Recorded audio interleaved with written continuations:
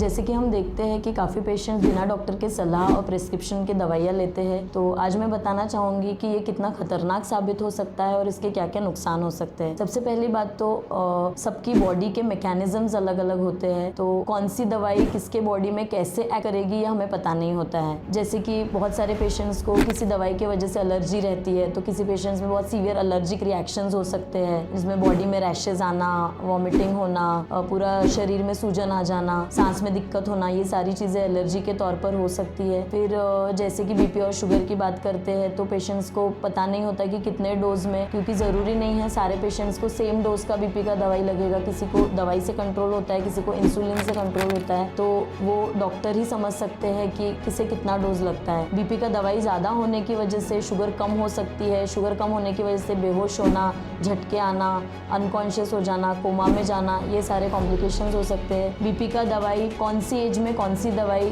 लेना है, हार्ट के पेशेंट्स में कौन सी दवाई चलेगी, ये सब चीज़ें अलग अलग होती है। कौन सी दवाई के किस पेशेंट में कैसे साइड इफ़ेक्ट्स है, ये जानना बहुत ज़रूरी है। इसीलिए मेरा आपसे निवेदन है कि बिना डॉक्टर के सलाह और प्रिस्क्रिप्शन के लिए कोई दवाई नहीं लेनी है, बिकॉज ये बहुत हानिकारक साबित हो सकता है।